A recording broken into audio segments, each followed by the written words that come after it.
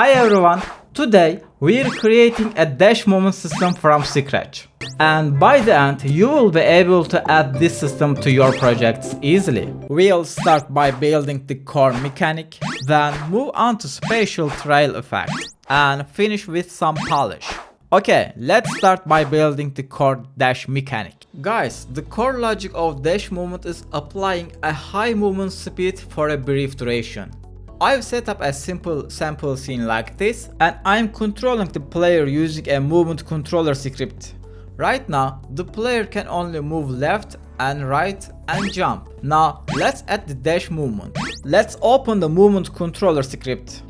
Here, I've defined the core dash variables, and I'm gonna create a dash method. This method can also be implemented using an enumerator, standard async await, or evadables. Which approach do you prefer? Write in the comments. I'm also planning to make a video about why we should use unit task. Here, we define what happens when the dash starts, wait for the dash duration, and then handle what happens when the dash ends. Is dashing is set to true when the dash starts, and back to false when the dash ends. We use this variable to track whether the player is currently dashing from other parts of the script. If your audio system is already set up, you can trigger the dash SFX here. When the dash starts, I temporarily disable other physics controls on the player. So I set the gravity scale to 0 and reset the player's velocity. Before setting the gravity scale to 0, I store its current value in a local variable, because when the dash ends, I wanna restore it to its previous value.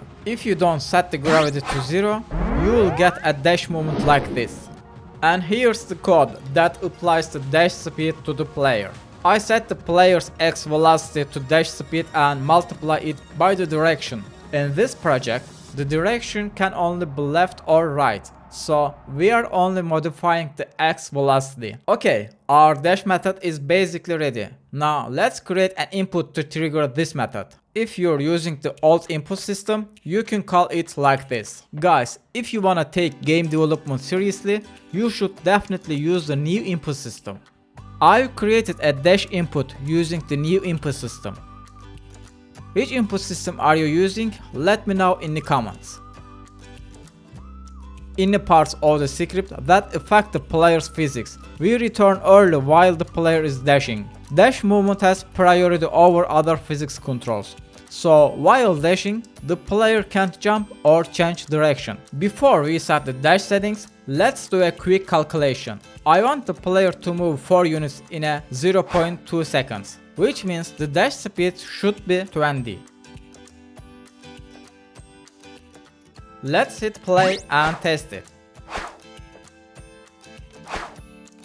Okay, our basic dash mechanic is ready. Let's add a special trail effect to make it feel faster and more impactful. Right click on the player and add a trail renderer. Alright, let's speed things up a bit. If you wanna create the exact same trail effect, you can slow the video down and follow step by step. And if you wanna save time, you can get the full tutorial project from the description.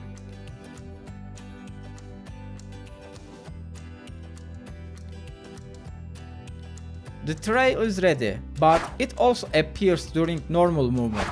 We only want it to show during the dash, so let's fix that. Select all trail objects and uncheck the embedding option. We disable it by default and enable it via code only during the dash. We put all the trail renderers into an array and toggle their emitting using a for each loop. I'll enable it when the dash starts and disable it when the dash ends. Drag and drop the dash trail objects into this field. Nice, the dash trails now only appear during the dash. Right now, the player can dash repeatedly without any delay. Let's add a dash cooldown. I've added 2 variables, dash cooldown and can dash. When the dash starts, can dash is set to false. After waiting for the dash duration, can dash is set to back to true. When the player presses the dash input, the dash will only execute if can dash is true. I've set the dash cooldown value to 1 second.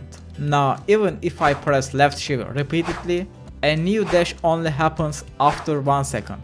However, the player has no clear indication of when the next dash is ready. So let's take this to the next level. Guys, if you're new to game development and wanna speed up the process, you can get my fully playable 2D platformer project.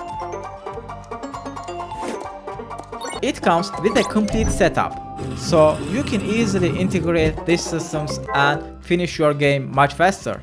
You can get it from the description.